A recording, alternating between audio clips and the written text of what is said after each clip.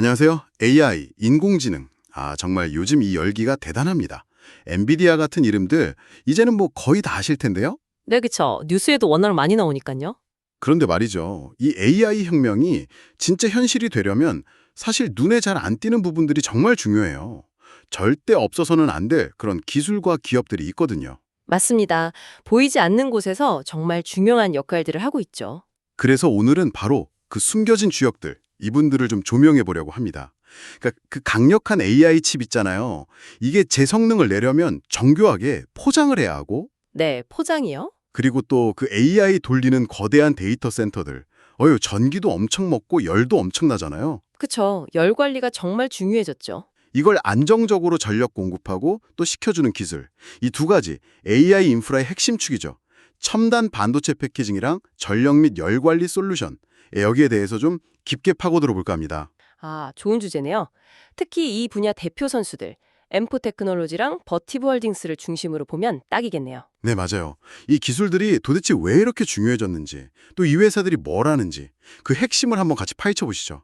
자, 그럼 본격적으로 시작해 볼까요? 네, 좋습니다. 우선 첫 번째로 아무리 성능 좋은 AI 칩, 뭐 최신 GPU 같은 것도 그냥 칩만 덜렁 있어서는 힘을 못 써요. 그렇죠. 그냥은 못 쓰죠. 제대로 이렇게 뭐랄까 옷을 입혀줘야 하고 다른 부품들하고 잘 연결도 시켜줘야 하잖아요. 네, 맞습니다. 바로 이 패키징 그리고 테스트 이걸 책임지는 회사가 바로 엠코 테크놀로지입니다.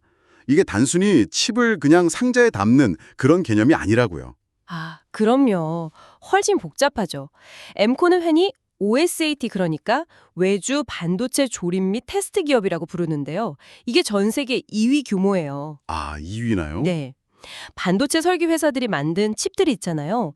예를 들면 AI 가속에 쓰는 GPU나 뭐 특정 용도에 맞춘 ASIC 아니면 아주 빠른 메모리인 HBM 같은 거요. 네네. 이런 고성능 칩들을 실제로 조립하고 또 외부 충격이나 환경 변화로부터 보호하도록 딱 포장하고 그리고 마지막으로 설계한 대로 성능이 나오는지 철저하게 테스트하는 거죠. 테스트까지. 네. 이게 왜 중요하냐면 이 과정에서 아주 작은 오류 하나가 생겨도 칩 전체 성능이 뚝 떨어지거나 아예 불량이 될 수도 있거든요. 그렇군요. 그러니까 AI 칩의 성능과 신뢰성을 최종적으로 딱 보장하는 마지막 관문 같은 거죠. 사실 이 과정 없이는 아무리 설계가 훌륭해도 그냥 종이 위 그림일 뿐일 수도 있어요. 정말 중요한 역할이네요. 그럼 그 핵심 기술 좀 더 구체적으로 들어가 볼까요? 엠코가 뭐 2.5D 패키징, HDF5 이런 첨단 기술을 제공한다고 하던데 네, 특히 HDF, 이게 고밀도 팬아웃 기술인데요. 이게 요즘 아주 주목받고 있어요. HDF5 좀 어렵네요. 이걸 좀 쉽게 비유하자면요. 아주 작은 칩 위에다가 직접 아주 미세하고 복잡한 회로 기판을 새로 그려놓는다고 생각하시면 돼요. 칩 위에 기판을요? 네, 칩 내부에 엄청 좁은 연결 통로들이 있잖아요. 이걸 바깥으로 효율적으로 넓게 펼쳐서 팬아웃. HBM 같은 초고속 메모리를 CPU 바로 옆에 아주 가깝게 딱 붙일 수 있게 해주는 거예요. 가깝게 붙인다. 그렇죠. 그러면 신호가 왔다 갔다 하는 거리가 엄청 짧아지니까 지연 시간은 줄고 데이터 전송 속도는 확 빨라지죠. AI 연산 속도를 높이는데 이게 결정적입니다. 와, 그리고 이미 주요 고객사들을 위해서 이 HDF5 기술로 제품을 대량 생산하고 있다는 거. 이게 중요해요. 더 이상 미래 기술이 아니라 지금 당장 AI 성능을 떠받치는 핵심 기술이라는 거죠. 현재 진행형 기술이군요. 네. 그래서 시장 잠재력하고 연결해서 보면 이게 더 흥미로운데요. 전 세계 첨단 패키징 시장 규모가 2023년에 한 485억 달러 정도였어요. 네. 그런데 이게 2032년에는 1194억 달러까지 커질 걸로 보고 있거든요. 거의 2.5배 가까이 커지는 거죠. 와, 2.5배? 근데 요즘 AI 칩 수요 늘어나는 거 보면요. 와, 이 예측도 너무 낮은 거 아니냐? 이런 말도 나와요. 그럴 수도 있겠네요. 여기서 중요한 게 이게 그냥 시장만 커지는 게 아니라 어쩌면 AI 하드웨어 보급 속도를 딱 가로막는 병목 현상이 될 수도 있다는 거예요. 병목이요? 네. 그러니까 아무리 칩을 빨리 만들어도 이 패키징 능력이 못 따라오면 전체 AI 생태계 확장에 브레이크가 걸릴 수 있다는 거죠. 그럴 수 있겠네요. 이런 상황에서 엠코가 한국이랑 대만 라인을 막 풀가동하면서 베트남 같은 데다가 공장을 계속 짓고 생산 능력을 늘리려는 거, 이게 그냥 회사 성장만이 아니라 AI 산업 전체에도 아주 중요한 의미가 있는 겁니다. 그렇군요. 그럼 재무적인 건 어떤가요? 너무 복잡한 숫자는 말고요. 좀 쉽게 풀어서. 네. 2025년 2분기 말 기준으로 보면요. 엠코 재정 상태는 꽤 튼튼해요. 가지고 있는 현금이 빚보다 훨씬 많고요. 오, 다행이네요. 네. 그리고 버는 이익으로 빚을 충분히 감당할 수 있는 수준이에요. 그 부채 대비 현금 창출 능력 보여주는 EBITDA 비율이라고 있는데 이것도 한 1.5배 정도로 안정적이고요. 안정적이다. 물론 최근 분기 실적 보면 마진율, 그러니까 이익률이 한 12%로 잠깐 좀 낮아지긴 했어요. 2분기 매출이 15억 달러, 주당 순이익이 0.22달러였는데 네, 마진이 좀 줄었네요. 왜 그런 거죠? 아무래도 신제품 양산 준비 비용이 좀 들었고 또 베트남에 새로 지은 공장 돌리기 시작하면서 초기 비용이 좀 들어간 영향으로 보여요. 어떻게 보면 미래 성장을 위한 투자 과정에서 나타나는 뭐랄까 자연스러운 현상이라고 볼 수도 있겠죠? 아, 미래를 위한 투자. 네. 현재 주식시장에서 평가는 어떤가 보면요. 그 선행 PER이라고 앞으로 1년 예상 실적 대비 주가가 한 20배 수준에서 움직이고 있어요. 20배면 높은 건가요? 낮은 건가요? 이게 딱 잘라 말하긴 어려운데요.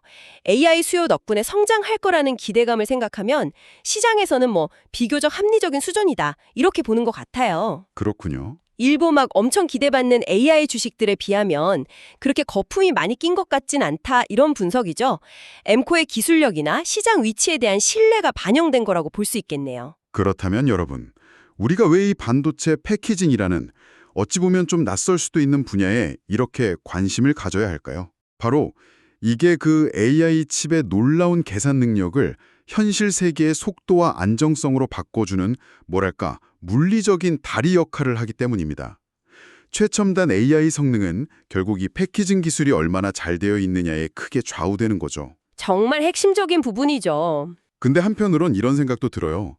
주요 칩 설계 회사들이 엠코 같은 몇몇 큰 OSAT 기업에 패키징을 거의 다 맡기잖아요. 네, 그런 경향이 있죠. 이게 혹시 특정 기업에 너무 의존하게 되거나 공급망에 문제가 생길 위험 같은 걸로 이어질 수도 있지 않을까? 이런 부분도 좀 고민해봐야 할 것 같아요. 그 점도 충분히 고려해 볼 만한 문제입니다. 공급망 안정성이 중요하니까요. 자, 이렇게 칩을 잘 포장했다고 해서 AI 혁명이 다 끝난 건 아니죠? 그렇죠. 이제 시작이죠. 이 강력한 칩들이 막 모여서 돌아가는 AI 데이터 센터. 이건 뭐 전기를 어마어마하게 먹고 열기도 장난 아니게 뿜어내잖아요. 네, 정말 전기 먹는 하마라는 말이 딱 맞죠. 열도 엄청나고요. 여기서 바로 두 번째 숨겨진 주역, 버티보 홀딩스의 역할이 딱 등장합니다. 정확합니다. 버티브는 AI 데이터 센터가 정말 심장처럼 뛰게 하는데 꼭 필요한, 뭐랄까요, 혈액 공급하고 체온 조절하는 시스템을 제공하는 회사라고 할 수 있어요. 혈액과 체온 조절이라. 비유가 재밌네요. 네, 그러니까 안정적인 전력 공급 시스템이랑 아주 핵심적인 열 관리 솔루션을 제공하는 거죠.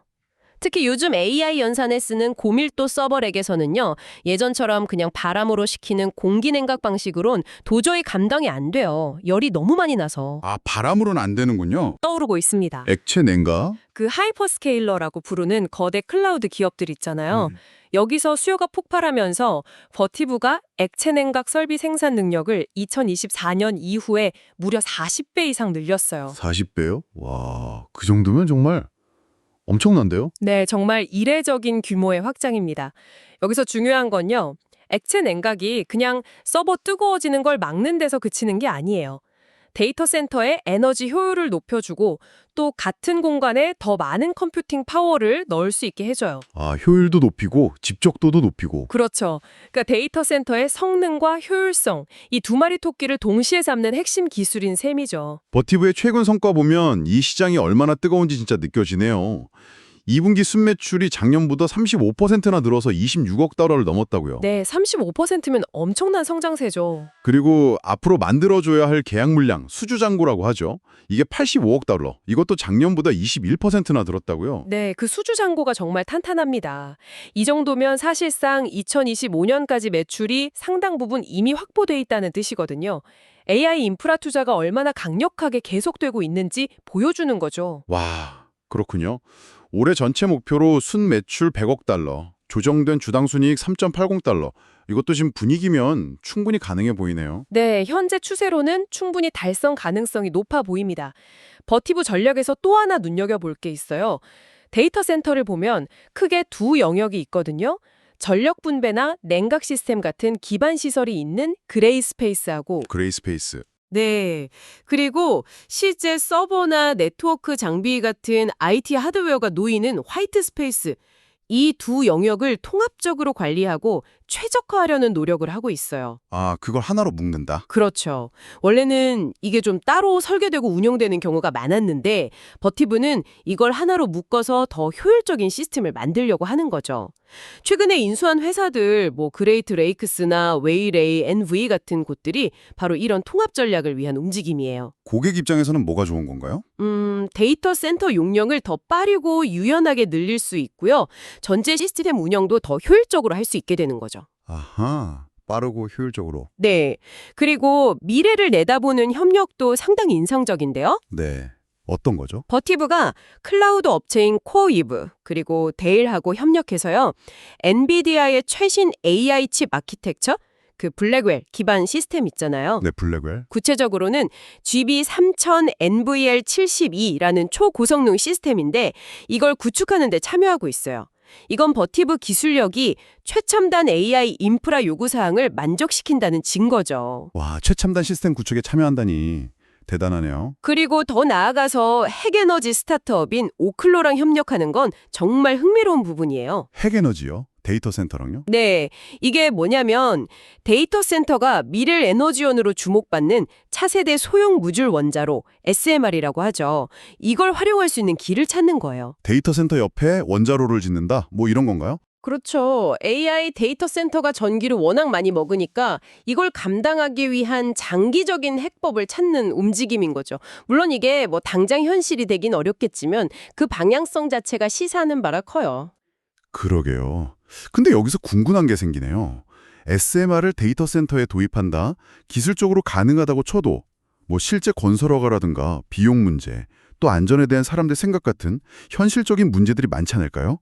이건 어떻게 풀어가야 할까요? 아주 중요한 지적이세요. SMR 기술 자체가 아직 더 발전해야 하는 문제도 있지만 말씀하신 것처럼 규제 승인, 건설 비용, 폐기물 처리, 그리고 무엇보다 이걸 사람들이 받아들일 수 있느냐 하는 넘어야 할 산이 정말 많습니다. 그렇죠. 쉽지 않겠네요. 그래서 오클로와의 협력은 당장의 해결책이라기보다는 데이터 센터에 정말 지속 불가능할 정도로 커지는 에너지 수요에 대한 어떤 근본적인 고민, 그리고 장기적인 대안을 찾아보려는 시작이다. 이렇게 봐야 할 것 같아요. 시작 단계군요. 네, 아마 초기에는 특정 지역의 대규모 데이터 센터 단지 근처에 SMR을 지어서 전력을 공급하는 형태가 될 가능성이 높고요. 이게 성공 사례를 만들면 점차 확대될 수는 있겠죠.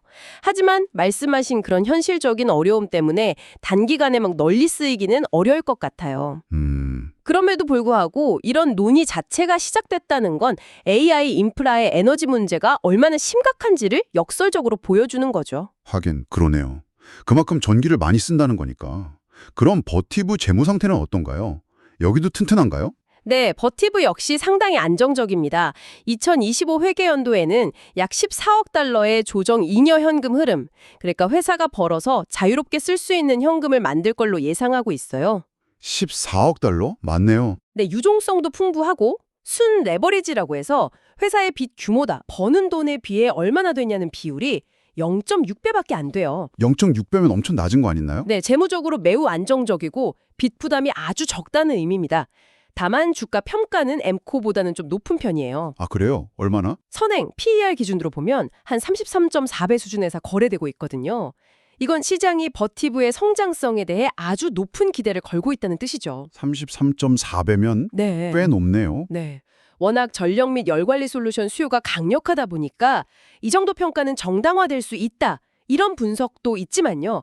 반대로 말하면 그만큼 계속 성장하는 모습을 보여줘야 한다는 부담도 안고 있는 셈이죠. 그렇죠. 기대가 크면 부담도 크니까. 자, 이 지점에서 여러분도 한번 생각해 보실 수 있을 것 같아요. 왜 이 전력 공급하고 열 관리 문제가 이렇게까지 중요할까? 결국 아무리 똑똑한 AI라도 전기 없으면 그냥 멈추는 거고, 또 너무 뜨거워서 제대로 못 돌면 그것도 무용지물이잖아요. 맞습니다. 가장 기본이죠. 어떻게 보면 AI 데이터 센터 운영의 가장 기본적인 생명줄 같은 거예요. 더 나아가서 AI가 쓰는 그 막대한 에너지를 생각하면 버티브가 제공하는 에너지 효율적인 솔루션은 단순히 기술 문제를 넘어서 환경적으로나 경제적으로나 그 중요성이 점점 더 커지고 있는 거죠. 네, 지속 가능성 측면에서도 정말 중요한 문제입니다. 오늘 우리는 이렇게 AI 혁명이라는 거대한 흐름 속에서 사실 화려한 조명은 잘못 봤지만 절대 없어서는 안 될 두 개의 중요한 기둥, 첨단 반도체 패키징의 M코 테크놀로지, 그리고 데이터 센터 전력 및 열 관리의 버티브 홀딩스, 이 두 회사에 대해 좀 깊이 있게 살펴봤습니다. 네, 이들이 바로 AI 생태계가 정말 원활하게 돌아가게 하는 필수적인 동력원들이라고 할 수 있겠죠. 네, 동력원. 오늘 나눈 이야기의 핵심은 아마 이거 같아요. AI 혁신이라는 게 단순히 뛰어난 칩 설계 능력이나 아주 정교한 소프트웨어 알고리즘 이것만 가지고 되는 게 아니라는 거죠. 그렇죠. 우리가 살펴본 것처럼 아주 복잡하고 정교한 물리적인 인프라 전체가 이렇게 유기적으로 착착 맞물려 돌아가야 가능하다는 사실입니다. M코나 버티브처럼 때로는 좀 숨겨진 것처럼 보이는 이런 핵심 플레이어들의 역할, 또 그들이 풀어야 할 과제들, 그리고 기술적인 발전, 이런 것들을 이해하는 것이야말로 AI 기술의 현재를 제대로 보고 미래를 전망하고 또 관련 투자 환경까지 더 넓고 깊게 보는데 큰 도움이 될 겁니다. 맞습니다. 숨겨진 부분을 알아야 전체 그림이 보이니까요. 자, 오늘 이야기를 마무리하면서 이런 질문을 한번 던져봅니다. 네, AI가 앞으로 점점 더 많은 전력과 연산 능력을 요구하게 될 거잖아요. 그렇죠. 계속 늘어나겠죠. 그러면 우리가 오늘 다룬 패키징이나 전력, 냉각 말고 또 어떤 지원 인프라 요소가 미래의 핵심적인 병목 현상이 되거나 아니면 동시에 새로운 기회가 될 수 있을까요? 또 다른 병목이라. 혹시 초미세 공정을 뒷받침할 특수 소재 같은 거?